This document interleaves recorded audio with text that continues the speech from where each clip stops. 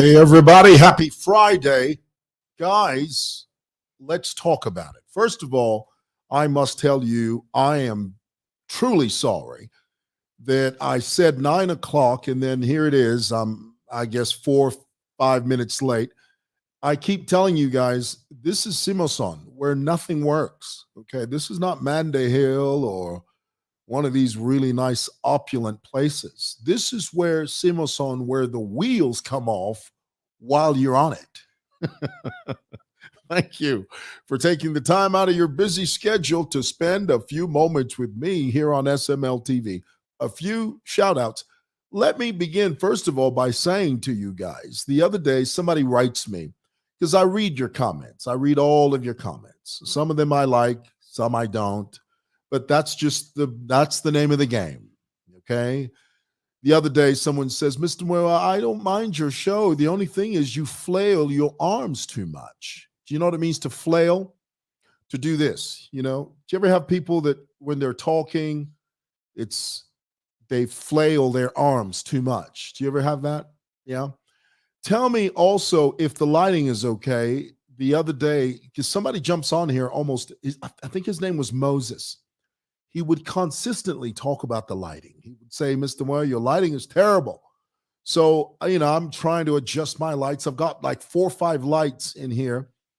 I've blocked out the sunlight. I've turned off my ceiling light, and I'm just using these lights. But I still don't know if the lighting is good. I think I'm still lacking in that area. I don't have the lighting on point.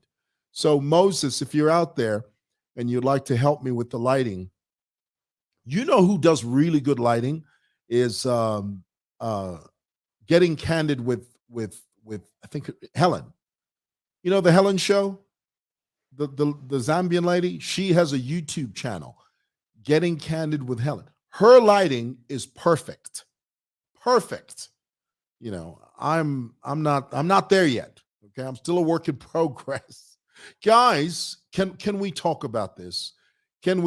A few shout outs first before we begin. Somebody says, I'm getting you loud and clear. Who's that? Max Stone says, I'm getting you loud and clear. Thank you, Max. Someone says, lighting is okay.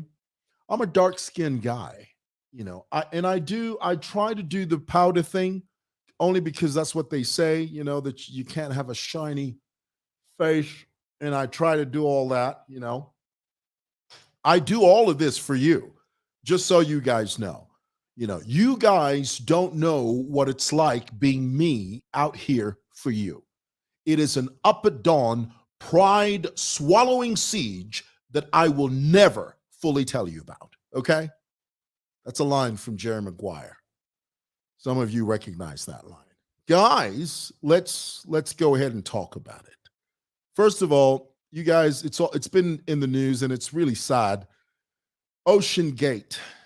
Have you heard this? Submersible. There's a little tiny vessel. Apparently the story is a bunch of guys were sitting at a kitchen table.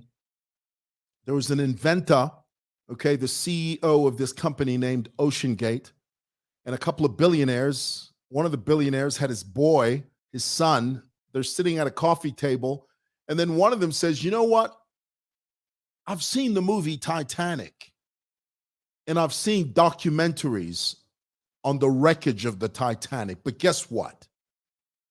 Why don't we go down there and see it with our own eyes? It's not enough for us to sit here in the comfort of our homes, drinking a beautiful cup of coffee and discussing this as friends.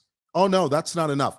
We need to cram ourselves in a little tiny vessel called a submersible, okay? And then we're going to use a Logitech joystick, whatever the heck that thing is, and we're going to use this to navigate and descend 12,000 feet into the deep blue sea.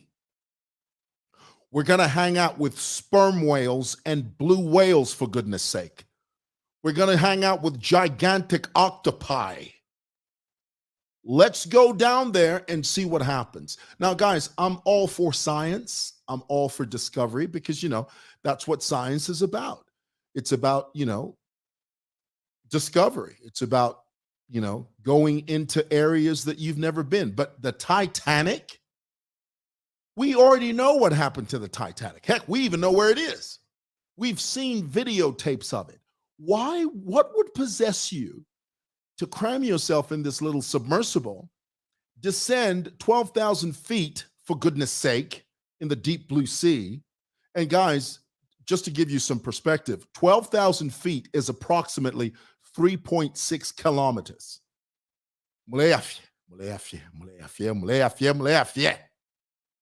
I mean, they're whales bigger than that thing. It's like driving a little, you know what it is? It's like driving down a big Dubai highway, riding a little bicycle. I mean, the little thing was so tiny and the ocean is so massive.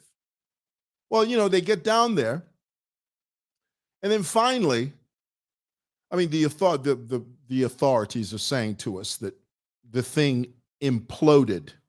It collapsed. It was crushed because of the pressure. And the word is that they're all dead. They're dead. Okay? I mean, who wouldn't die under those circumstances?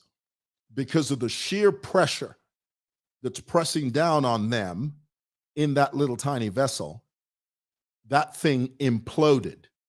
Do you know what it means to implode? It means to be crushed. To explode means boom. To implode means everybody dies instantly. And it's a sad story. It really is. Speaking of pressure, did you guys hear that former President Lungu's daughter has forfeited some property because of the pressure? Okay, we're talking about pressure. Okay, according to the Zambian Bulletin, which is it's an online newspaper, the Zambian Bulletin says former President Lungu's daughter has forfeited 2 farms, a high-cost house, 4 multi-purpose chicken factories, for goodness sake.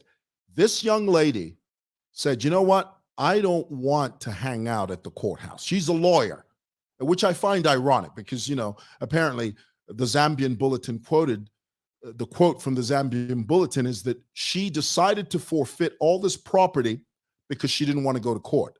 But here it is, she's a lawyer, okay? It's like a mechanic saying, I don't ever want to drive.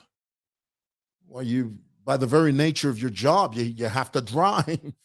So she gives it up because of the pressure. Now, this is what I find interesting about us Zambians. Have you read the comments? Upon reading that this young lady, this is former President Lungu's daughter. She's a lawyer by profession. She's given up this property. She's forfeited this property, all of these properties.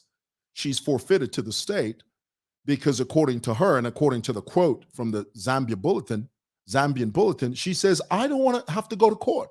I don't need who needs the hassle?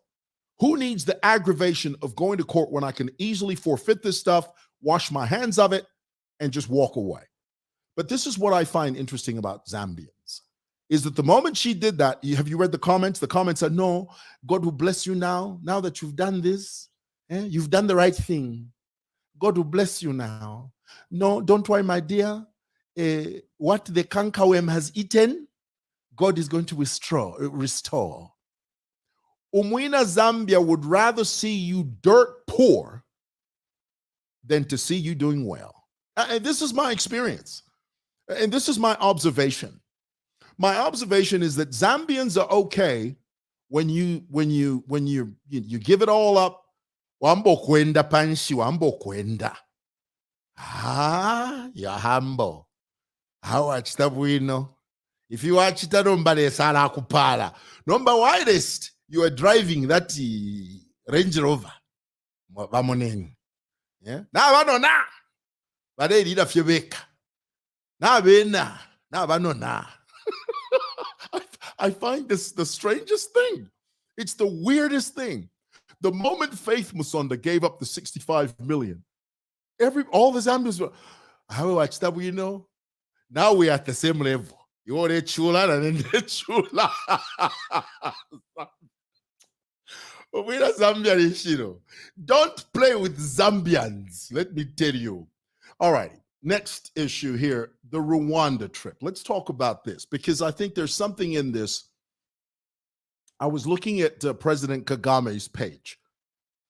And as you know, President Kagame is the president of Rwanda. And our head of state, President Hakainde Hichilema, has recently come from Rwanda. He spent 2 days there on a state visit. And while he was there, one of the things that was discussed was the extradition of Rwandese that were involved in the genocide of Rwanda. And this is not unique to Rwanda. It happened in Nazi Germany after the Third Reich, under the dictatorial iron fist of Adolf Hitler, under the Nazi Party, over there in the Second World War, Germany. The Germans did it. All the guys that fled Germany into the rest of Europe after the Second World War were being hunted down for years. Some people were discovered and arrested 30, 40 years after the event. So my point is, the people that participated in the genocide of Rwanda, Kagame was basically saying anybody that fits that bill that happens to be in Zambia will be extradited, will be brought back to Rwanda to answer for their crimes. But what does this political novice, this political nuisance, one Chirufiatari, he says, no, how can President Hakainde Hichilema entertain that talk when we live with the Rwandese? Of course, we know that Tayali's ex-wife is from Rwanda. And of course, we know Tayali's ex-wife is not a Rwandese criminal. She didn't participate in the genocide. But it's just, I find it strange and curious that Tayali would take something as simple and as clear as the president of Rwanda saying those that were involved in the genocide of Rwanda, if they happen to be within the territory of Zambia and they are identifiable, we will extradite them. We will bring them back to Rwanda to answer for the crimes and the participation in the genocide. But what does Tayali do? He turns around and tries to spin it. No, you can't. They are amongst us. In fact, we married them. In fact, they are part of us as Zambians. Chipiribura. Chitapantix. Chipatantauka. Who politician? When you are a wayward politician, you say anything. Even if it doesn't make sense, you just say it for the sake of saying it. Can anyone go to Germany and say, no, Nazi, those Nazi soldiers, those Nazi commanders who killed those Jews, who fled into Europe, why are you going after them? Just leave them. If they relocated to France and they started a new life, leave them. How ridiculous is that? Are you listening to yourself? It's ridiculous. Absolute nonsense. All right. Lastly, in conclusion, Makebi Zulu, the renowned Zambian lawyer that defends the PF to the death. Now, here's the thing about Makebi. You guys need to know this about lawyers, okay? It doesn't matter where you go in the world. Lawyers are all the same. Lawyers do not represent you. They don't safeguard your interests. Lawyers safeguard their personal interest. It's about making money. So when you hear Makebi Zulu talk about how, no, this is, our clients are being prosecuted in the press by the DPP. the director of public prosecution vanelanda mumapapers napafacebook kuti no ma-properties yama-clients yatu, they will be forfeited. So instead of DPP announcing through the press, let them save us my papers so that inkani ende court. McKebby, when you hear McKebby talk like that, cha-ching, that's all it is. Cha-ching. That's McKebby's way of saying, service the papers so that I can bill my client. I'm lawyers. Okay, let me say that again. Whenever you hear McKebby start talking about, no, don't talk about our clients in the press. Do the right thing. The DPP needs to serve us with court documents. That's McKebby's way of saying, serve my client the papers so that cha-ching, I can bill my client. That's all it's about. It's all about money. That's all it is. All righty. A few comments. All righty.